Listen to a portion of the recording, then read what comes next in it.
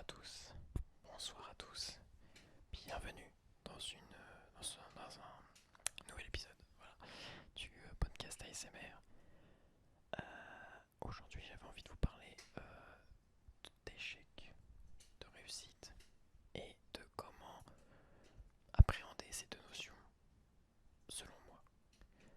Donc ce qui va se passer, c'est qu'on va d'abord parler de l'échec. Alors, échec, c'est un mot qui fait peur, il nous fait tous peur. Et je crois que je suis d'ailleurs même le premier à en avoir peur.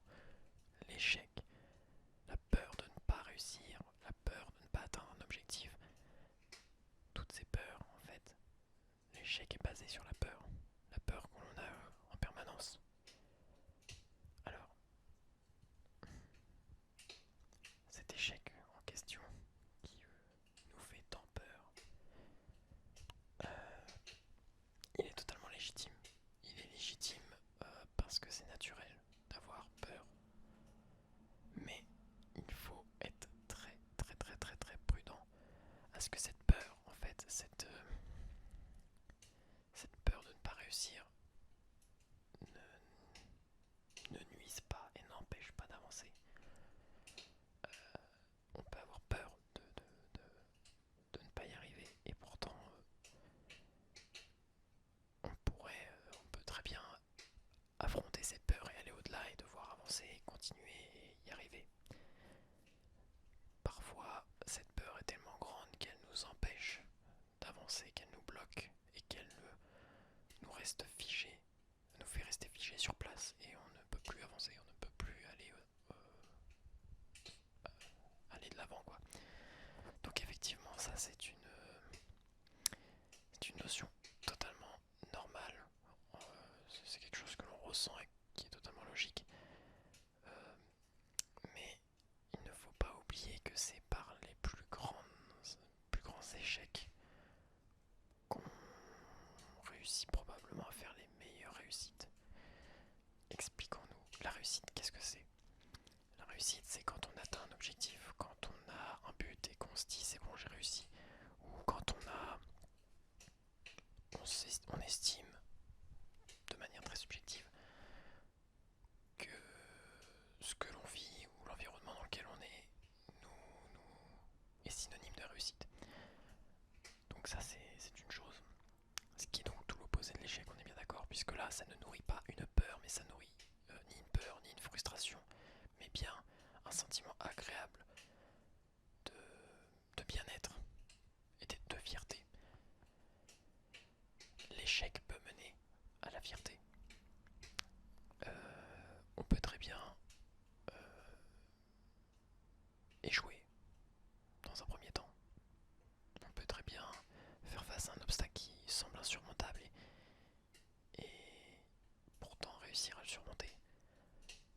Comme je l'avais déjà dit, je pense, dans le premier podcast ASMR, les plus grandes limites et les plus grandes barrières et les plus grands obstacles qu'on affronte dans notre vie, c'est bien ce qu'on se fixe nous-mêmes. Et on n'a pas conscience de ça, et on n'a pas la conscience de notre capacité à pouvoir les créer, et du coup notre capacité à pouvoir les franchir, parce que ça nous semble totalement illusoire de réussir à faire ça. Et pourtant si c'est totalement possible, avec plus ou moins de difficultés, avec plus ou moins de temps. Mais je pense que chaque chose, chaque obstacle peut être surmonté. Et l'échec qui nourrit notre peur, ou du moins plutôt la peur qui nourrit l'échec, je dirais, plus on a peur, moins on va tenter, et plus on va échouer en fait, parce que le fait d'avoir peur nous conduit à nous déstabiliser. On est déstabilisé, donc par conséquent, on fait un peu n'importe quoi, ou on se donne pas à fond, parce qu'on se dit, dans tous les cas, je vais pas y arriver. Non, c'est pas vrai. Tu peux le faire. Simplement, essaye de te convaincre que, certes, ça va être dur, mais que tu peux essayer. Que tu ne vas pas abandonner, que tu vas tout faire pour. À la fin, peut-être que tu auras ce sentiment quand même d'échec parce que tu n'auras pas réussi à surmonter cet obstacle malgré le fait que tu aies tout donné pour. Mais c'est pas un échec. C'est là où je dis que l'échec mène à la réussite. Tout c'est un échec d'avoir essayé. C'est une réussite en soi.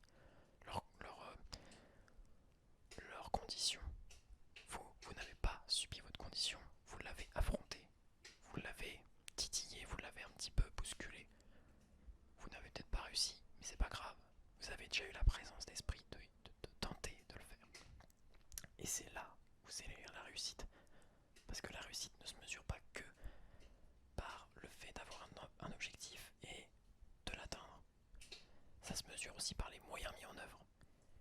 Et ça, c'est des réussites personnelles.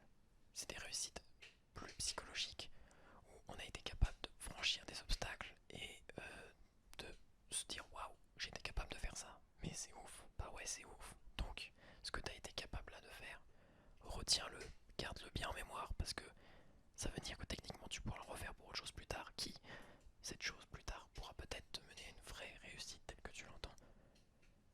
Mais au final, c'est là le plus beau, c'est qu'on n'a pas besoin de chercher à tout prix d'atteindre l'objectif en question pour se dire qu'on a réussi.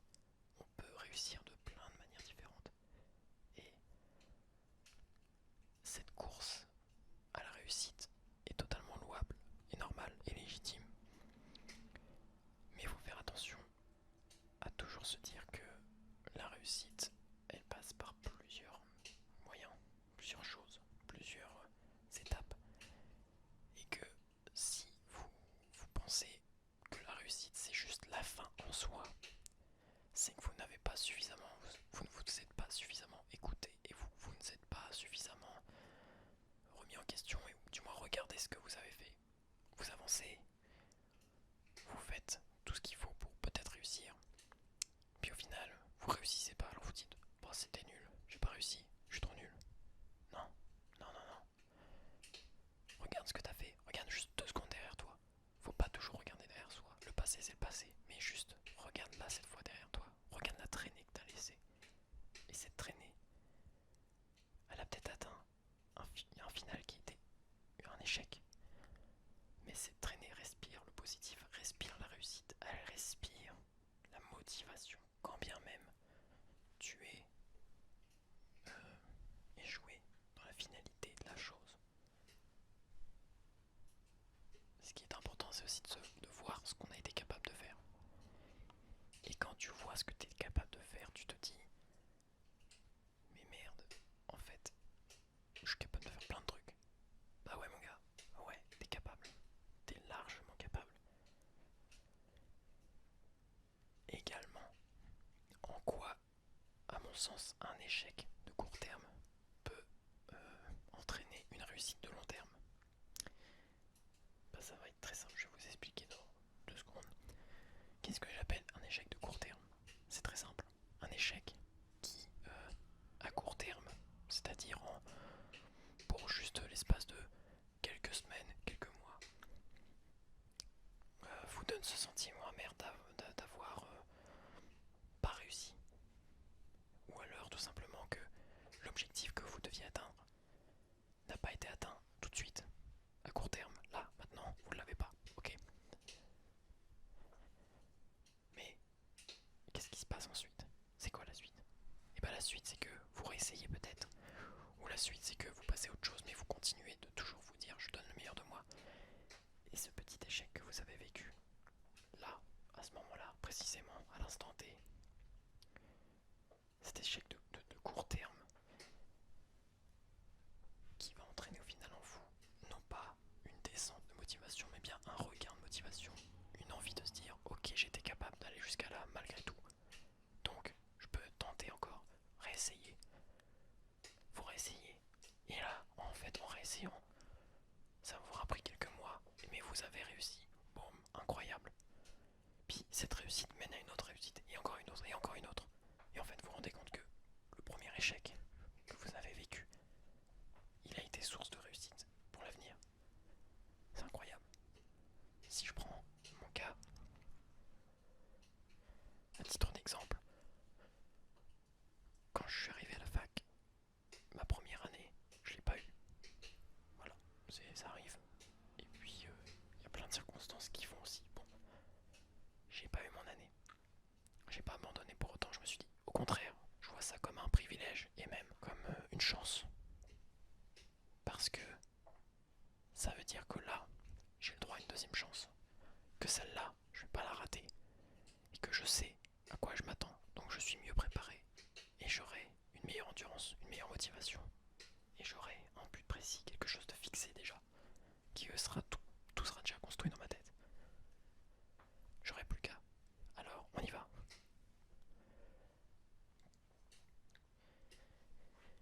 Et là, je refais une deuxième première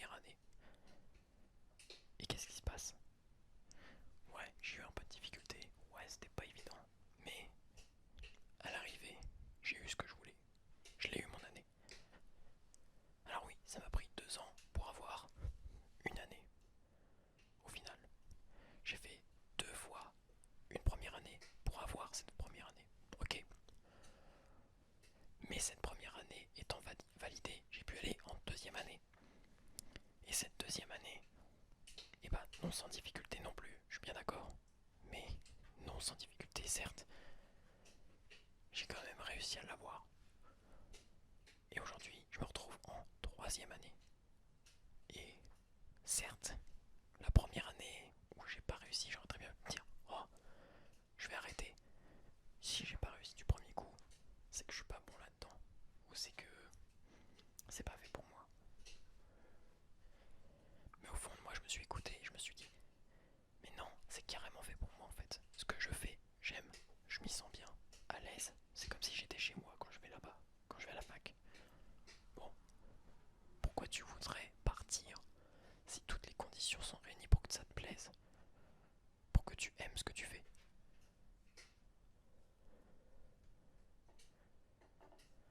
Alors du coup, bah je me suis vraiment écouté, je me suis dit ok, donc c'est pas parce que là j'ai pas réussi cette fois que je ne vais pas réussir l'année prochaine. Je vais retenter, ça me coûte quoi? Si je me donne suffisamment comme il faut, la logique veut que j'ai mon année, parce que je suis pas plus con qu'un autre. Certes, j'ai des difficultés, mais on peut tous y arriver. Alors, j'ai donné tout ce que j'avais, et j'ai eu mon année. Aujourd'hui, comme je l'ai dit, je suis en troisième année. Ça va avec le contexte actuel, c'est compliqué, mais j'espère l'avoir. Et même si je n'avais pas mon troisième année, les 4 ans que j'aurais passés me serviront toute ma vie. Parce que j'ai appris en fait. J'ai appris sur moi-même. J'ai appris sur le monde, ce qui m'entoure. Les études m'ont appris. Oui, parce que j'ai des cours et ces cours servent à donner des connaissances à transmettre. Mais plus que ça, j'ai pas juste pris ces connaissances et basta. Non, ces connaissances m'ont permis d'avoir une approche différente, une étude différente sur le monde qui m'entoure. J'ai une manière de penser totalement différente de quand je suis arrivé pour la première année à la fac. Et ça a totalement transformé ma manière de voir la vie. Et tout ça, en fait, ça m'a donné quelque chose. Ça m'a donné des buts, ça m'a donné des objectifs, ça m'a donné des envies, ça m'a donné des non-envies. Ça se dit pas, mais des choses que je ne veux pas faire, ça je le sais maintenant. Ça m'a redonné de la motivation. Ça m'a redonné beaucoup de choses. Des choses que jamais je n'aurais pu trouver peut-être si je n'avais pas fait ça. Si je m'étais arrêté dès la première année et puis j'aurais dit bon bah basta, au revoir, on s'arrête là et je sais pas ce que je fais. Mais bah non, ça je ne l'aurais pas eu si j'avais pas persévéré. Donc, persévérez, vous y arriverez. Soyez raisonnable évidemment, je veux dire, si j'avais pas réussi non plus ma deuxième première année, à un moment donné je vais pas mettre 6 ans pour avoir une licence qui se fait normalement en 3 ans. Hein. On est bien d'accord, faut être raisonnable aussi, faut pas perdre de temps, c'est là la difficulté aussi. C'est qu'il faut savoir être raisonnable et persévérant. Ça sert à rien de persévérer si vous voyez que vous perdez plus de temps qu'autre chose. Et que ce temps, vous pourriez l'allouer à faire autre chose. Ou vous vous dites, ouais, je me vois pas continuer pendant 2-3 ans à faire m'acharner là-dessus. Alors que au final, sur autre chose, je pourrais peut-être plutôt y arriver plus rapidement. Plus rapidement. Donc, voilà, il faut avoir un certain équilibre entre les deux. Savoir se donner aussi des ultimatums, parce que savoir s'imposer des limites et des ultimatums, c'est aussi le moyen de se donner un bon coup de fouet. Je sais que personnellement, j'ai besoin de me sentir en position un peu de danger, d'être un peu ouais, en mode si là t'y arrives pas, t'es mort. Et ces ultimatums que je me fixe, ils m'aident vraiment, ils m'aident parce qu'en fait je me dis non, non, je ne peux pas ne pas y arriver, là maintenant c'est pas le moment, je m'interdis. Parce que j'ai déjà utilisé cette cartouche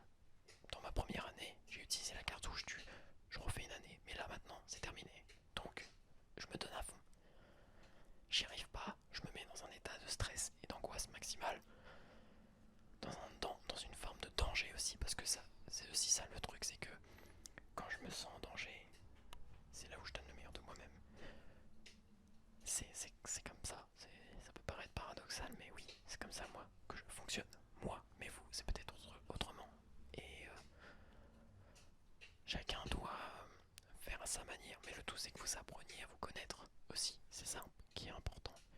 C'est pas juste de faire les choses comme on nous le dit et puis basta. J'applique des conseils en fonction de qui je suis. Est-ce que ces conseils sont réellement valables pour moi? Peut-être, peut-être pas. On sait pas. C'est que vous qui savez. Il n'y a que vous. Parce que tout simplement, vous vous connaissez, vous ressentez les choses.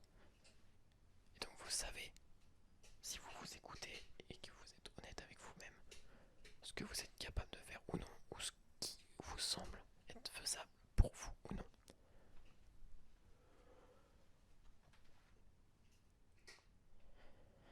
Parce que on peut entendre beaucoup de conseils sur internet en disant alors oui, faites ceci, faites cela, faites comme ci, faites comme ça, et vous y arriverez. Oui, mais ça c'est un chemin parmi tant d'autres. Parce que chaque personne est différente. Alors oui, il y a des choses qui objectivement permettent de réussir.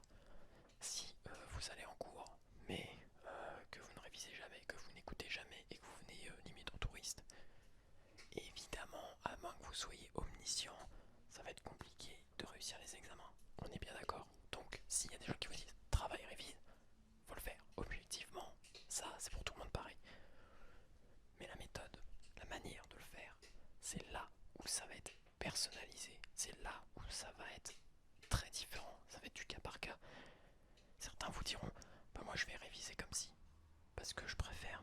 D'autres vont réviser comme ça, parce qu'ils préfèrent. Certains vont réviser tout seul, d'autres vont réviser en groupe. Certains vont réviser en lisant le cours, certains vont réviser euh, en regardant le cours.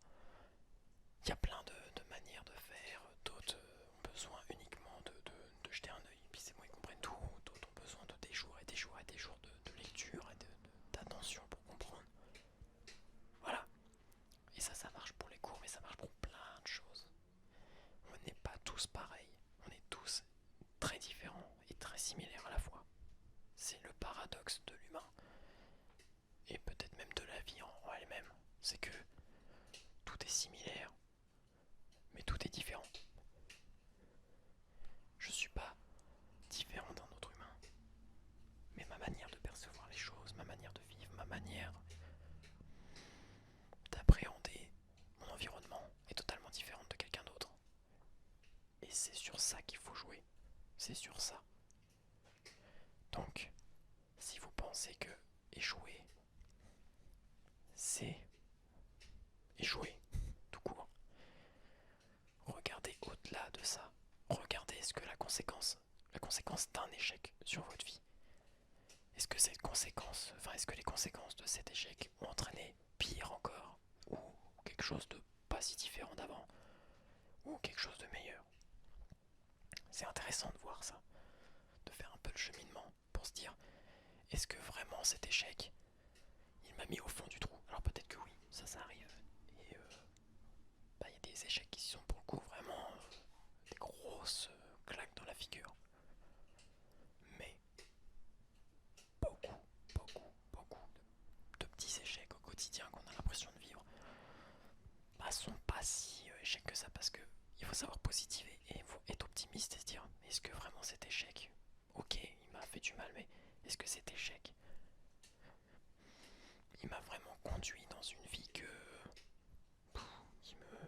me casse, qui me rince, que je ne peux plus vivre? Ou est-ce que cet échec a entraîné des conséquences par effet boule de neige qui aurait pu entraîner d'autres conséquences positives ou une autre conséquence négative, mais qui aurait mené encore une fois à quelque chose de plus positif ou d'équivalent à ce que je voulais. Voilà, il faut savoir se poser, parce que le monde va vite, et le monde nous demande d'aller vite, et nous on va vite, et c'est normal, il faut s'adapter, c'est marche ou crève un peu, on le sait très bien. Une espèce vivante, si elle ne s'adapte pas à son environnement, elle finit par mourir.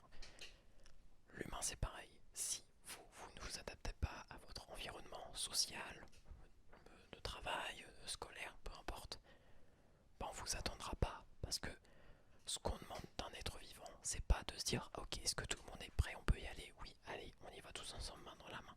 Non, ceux qui sont capables, ils le font. Ceux qui sont pas capables, ça dégage. C'est triste de dire ça, c'est très... pour le coup c'est pas optimiste, hein, on peut le dire, c'est plutôt fataliste ou existe. Parce que c'est comme ça que ça marche. Dans l'histoire de l'humanité, l'évolution nous le montre. L'évolution de l'homme, par exemple. On a connu, on sait par exemple que avant l'Homo sapiens, c'est-à-dire nous, il y a eu l'homme de Néandertal, d'accord? Alors, on sait, je crois, depuis très récemment que l'homme de Néandertal a bien pu côtoyer l'Homo sapiens en tant que tel. Donc, ça, c'est pas, il n'y a pas eu une rupture nette, il y a eu une transition, c'était progressif. Mais pourquoi? Pourquoi au final cette transition s'est opérée de homme de Néandertal, puis homme de Néandertal et Homo sapiens, puis que Homo sapiens? Il y a bien eu quelque chose. Pourquoi il y en a un qui a disparu et pas l'autre? Capacité d'adaptation à l'environnement, savoir être plus malin, plus intelligent. C'est ça qui a permis la survie de l'Homo sapiens. Et peut-être que dans 2000 ans, il y aura une nouvelle forme d'homme avec un grand H et que on l'appellera je ne sais pas comment, qui sera plus malin et qu'on considérera que l'Homo sapiens est mort parce qu'il s'est fait bouffer, on va dire, par le plus gros, par le plus malin, le plus intelligent. Donc, soyez toujours prêts à vous adapter, soyez toujours conscient du monde qui vous entoure et surtout, portez de l'intérêt au monde qui vous entoure. C'est important parce que c'est ça aussi qui permet de toujours être dans le coup, vous voyez, de ne jamais être à la bourre et de savoir évoluer avec son temps. C'est à mon sens primordial. Voilà, je pense avoir bien parlé. Je sais pas, ça fait combien de minutes que je parle? Ça doit faire au moins 20, 30, 40 minutes, j'en sais rien. J'adore parler, alors forcément, à un moment donné, je fais même plus gaffe. Bref, j'espère que ces paroles vous auront inspiré, peut-être, je sais pas.